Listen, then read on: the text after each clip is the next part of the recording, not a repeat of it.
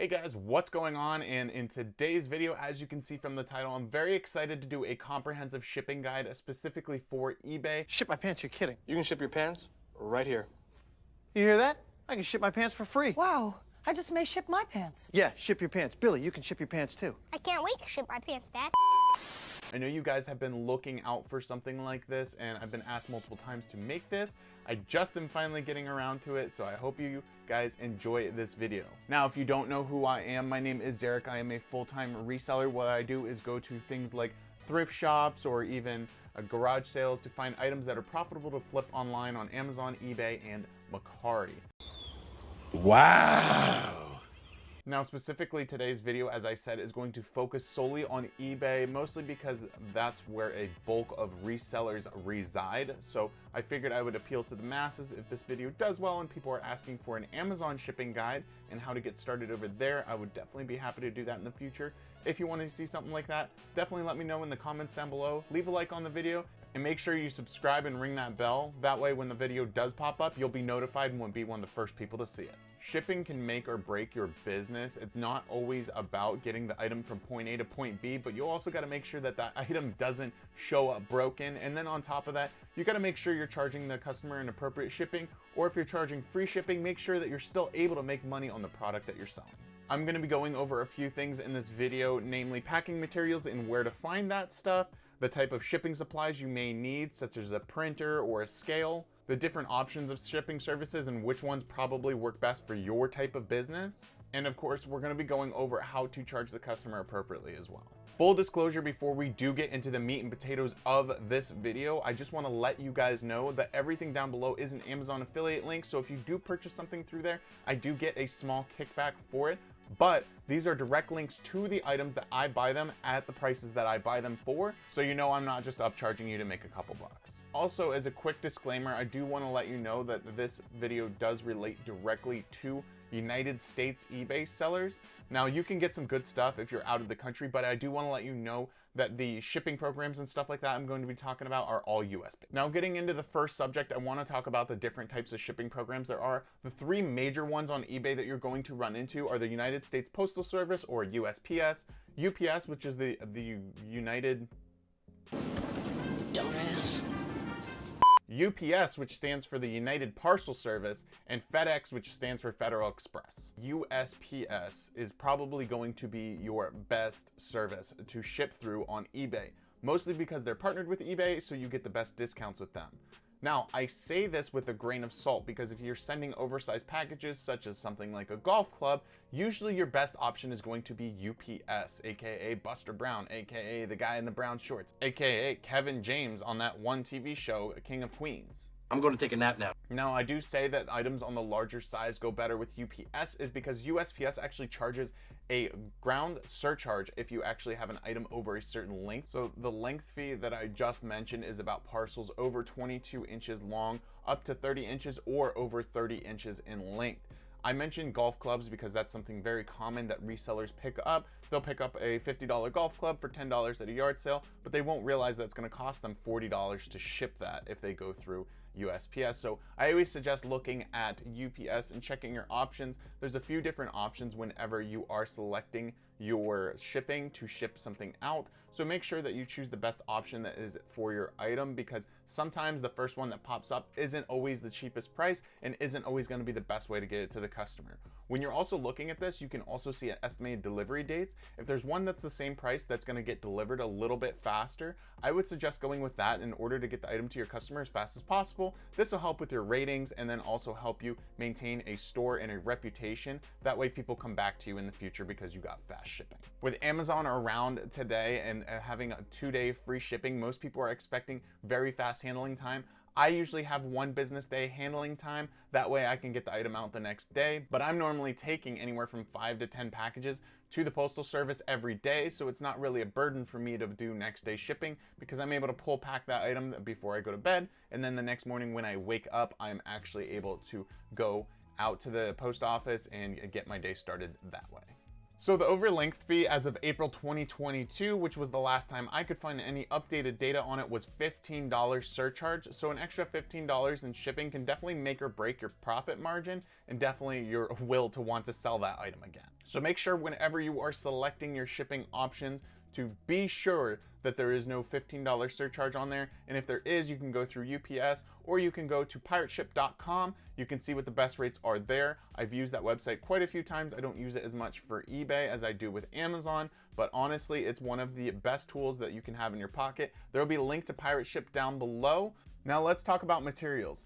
This 6x9 bubble mailer is probably one of my favorite items that I have. Again, I will be putting a link down below that you can get these off of Amazon. It's about $40 USD for about 250 of them. They're great for shipping DVDs, they're great for shipping video games, stuff that you'll commonly come across at a yard sale or a thrift store. And I even throw CDs in here and I've never had a problem of getting it to a customer in one piece. Another thing I mentioned in a different video before was talking about how you can get free packing materials from your friends and family. If you have family members who order from places like Amazon and Walmart.com all the time, they're likely going to be having a bunch of boxes. I've even gone as far as ask my neighbors to hold on to their boxes from Amazon for me because I tell them that I recycle them and reuse them in my business. People are always happy to oblige, but you want to make sure that you're not annoying your friends and family by not coming to pick them up for a month, because then if they have a bunch of boxes in their house, they're probably going to be pretty annoyed. The other thing you want to do is make sure you're buying things like bubble wrap and making sure that you're buying packing paper. Packing paper is super cheap, so if you're just starting out, I would suggest using as much of this as possible and recycled bubble wrap in boxes as you can. As you can see, this comes in a giant pack and only costs about $2.50, so it's super cheap to get started. Walmart's another good place to get boxes if you're just starting out and only need a few at a time. Their really small boxes range anywhere from 40 to 60 cents, and their medium to large boxes, I would say, for items that are a few pounds, actually range in the 50 cents to $1 range. So Walmart is a great resource if you're just starting out and only need a couple things at a time. Those bubble mailers I mentioned earlier, I buy them in lots of 250 because that's the way they come out to be the cheapest for me. But if you're only selling a few video games or you're only selling a couple things here and there, I would suggest going to Walmart, picking up their 12 or 36 pack or whatever they have, and those are still pretty good price. I think those end up coming out to about 25 to 26 cents a piece, so definitely price your items accordingly. I always say this, my rule of thumb for shipping things, especially when they're fragile, is always put more packing paper or more bubble wrap than seems necessary. The item is going to be tumbling down belts and moved from truck to truck and placed in things and dumped in places and dumped out of bins and into other bins. There's a lot that goes into shipping that a lot of people don't realize, and that's how things end up getting broken. Anytime I'm shipping things like a camera lens, I always put like 3 or 4 layers of bubble wrap around it. I put a ton of packing paper and I make sure that the item inside can't move when I shake the box. If you shake the box and the item moves, there's a good chance the item's going to get broken. It's going to get to the customer. You're going to end up having to deal with either insurance or you're going to end up out that money for that item. So you get nothing. You lose. Good day, sir. So the next subject I do want to talk about, I think, is the most intimidating part about reselling online, and that's what to charge your customer for shipping. eBay gives you 3 different options when you're choosing your shipping costs, but there is one subcategory that does change this a little bit, and I'll go over that for you as well. Now, the first option is the most logical option, and what a lot of people choose, and I suggest you choose when you first start out, is to choose buyer pays calculated shipping. What this means is that the system is going to automatically calculate based on the weight and dimensions that you enter. This is very important. The weight and dimensions that you enter into the system, what it should cost that customer. It'll calculate it out and it'll say, this is how much this item is going to cost to go from, let's say, for example, Virginia, all the way over to California. It'll cost $15.70. So that item is going to travel all the way over there for that price, and that is what the customer is going to get charged. Now, if you charge free shipping, you are going to be eating that cost. Delicious. The second option is free shipping for the buyer. Now, I do suggest avoiding this if you are brand new to the system. Calculated shipping is going to be on your side. All you need to do when you do the calculated shipping as well is make sure that you take a box that the item is going to fit into, you put it in the box, you put it on the scale, you weigh it there, you up it by about half a pound to a pound, depending on how heavy the item you think is going to be with the shipping supplies. If you're really, really new and you don't know, I would suggest throwing the shipping supplies in that box with that item. One, you're able to pack up the item, you're about to know the weight. Now, if you have half an ounce or it's close to the next pound, I would suggest just putting the next pound. USPS and UPS and all them pretty much charge by the pound anyways after the first pound. So it doesn't really matter if it's 3 pound 2 ounces or it's 3 pound 6 ounces. It's going to be charged as 4 pounds pretty much. You basically want to put in the 4 pounds, give yourself a little bit of wiggle room. And if you undercharge by a pound or so on accident, normally it's not a huge deal, but I've done it plenty of times. You'll learn as a reseller, you'll get faster at it and you'll get better at shipping as time goes on. A lot of people do free shipping because it coaxes customers into buying that item from them. A lot of times what people do is they'll say, oh, this item is a $60 item, but I'm going to charge $75 for it to include the shipping, and then I'm going to do free shipping instead of charging $15 in shipping. This makes people say, oh wow, I don't want to pay shipping costs for this, but I will buy that one because it is free shipping. Now, the third way that you can do shipping is called flat shipping. I don't recommend this unless you live like in the middle of the United States where you know pretty much anywhere is going to cost the same amount on either coast. People a little bit closer to you pay a little bit more, but people further out pay a little bit less. It ends up balancing out for you. But like I said, if you don't know what you're doing and you don't really live in the middle of the United States, it's not really worth it to do the flat shipping because honestly, shipping costs are variable. Then if you can't predict those changes and keep up with your listings to account accordingly, you may be out more money than it's worth. On top of that, I did want to talk about the last option here, which is a sub option, is to add a handling fee. This is basically for any other extras that you might add on. Usually I always add a handling fee for signature confirmation for anything over $100 on my items. Some people will disagree with this because they'll say that's a little bit overboard to charge them for signature confirmation and that should be the seller's responsibility. But honestly, if I'm shipping out something that's signed and authenticated, such as this Christopher Lloyd Back to the Future doll, which is in my store by the way, if you're interested, I'm definitely going to ask for a signature confirmation for this because if a customer says they didn't get it and it was stolen, they may be able to go through their credit card company or even eBay to get their money back, and you might be out that money. Now, I don't want to scare people. Likely eBay would side with you on this type of thing if the item was already delivered, but I have seen people say that empty boxes have shown up and eBay has sided with the buyer. Now, I always make sure to get a signature confirmation on something expensive like that, especially if it's something that's over $1,000 or over a couple $1,000. It's definitely worth it.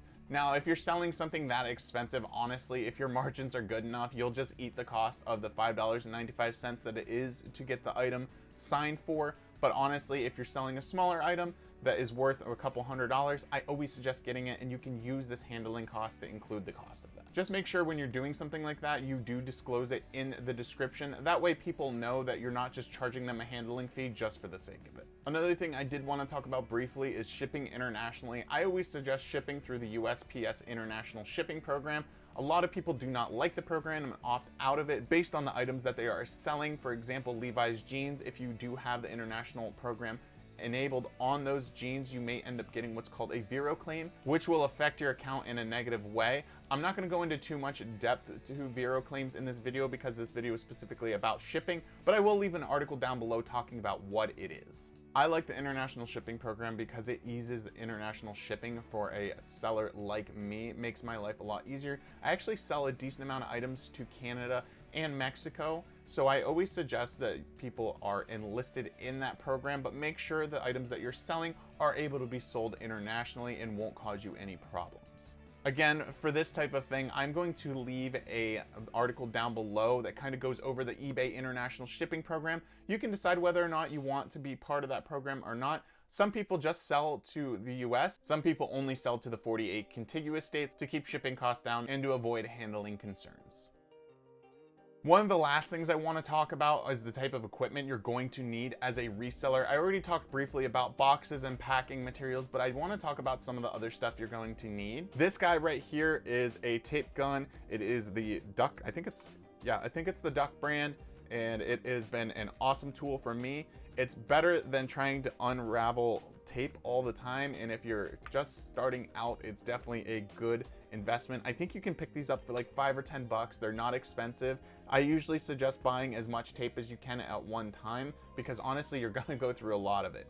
And that's another one of those things. You want to make sure you tape up your boxes appropriately. Make sure you're using different taping techniques. If you want like a quick little short video on taping techniques, I'll do that. But honestly, it's pretty simple to figure out. The next thing I want to bring up as an item that you need is a scale. Now, I have a couple different scale options here. A lot of people opt for a digital scale that plugs right into your computer, and so it'll weigh things out for you automatically.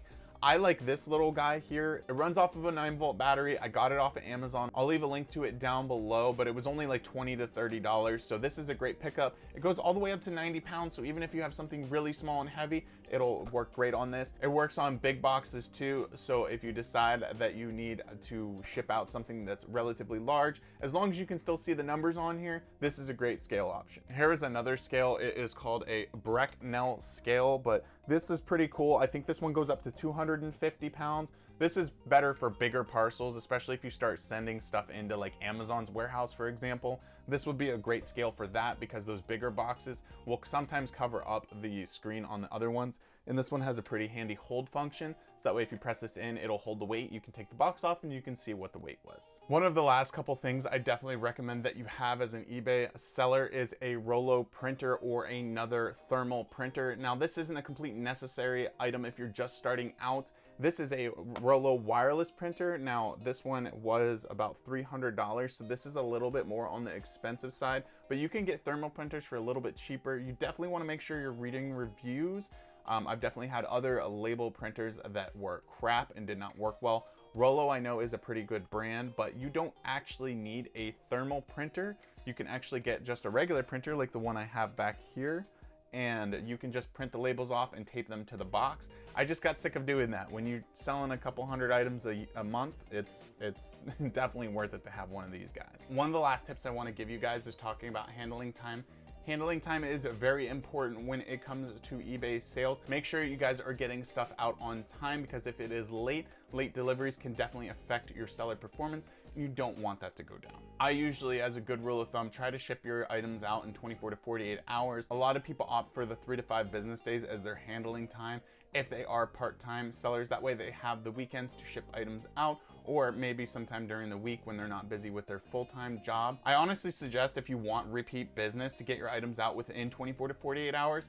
A lot of my positive feedback on my store specifically comes from fast shipping and items being packed correctly. So it's a very vital, important part of your business, because it may make or break the fact of somebody leaving you a good review or leaving a bad review or not leaving a review at all. So definitely make sure you guys are packing things appropriately, getting them out on time. So I hope you guys found this video helpful. You're gonna be well on your way to becoming a master shipper on eBay. Now, if you guys have any further questions, you can of course hit me up down in the comments down below. If you like the video and you appreciate this type of content, I do work very hard to come up with ideas and questions you guys may have and answer them ahead of time. So if you guys like the video, please leave a like on that and consider subscribing to the channel, as we're closing in on that 300 subscriber mark that I've been going for the past week or so. Just remember that efficient shipping and packing your items well will definitely help you maintain a good customer base and maintain a good relationship on eBay. Just remember that eBay does reward sellers who ship items out fast, so just make sure that you keep on top of that, because they will boost your visibility in the search results, and it's definitely going to put you a stroke above the rest. But that's going to wrap up the video today, and I hope you guys enjoyed. Ship my pants? Right here? Ship my pants? You're kidding. You can ship your pants right here.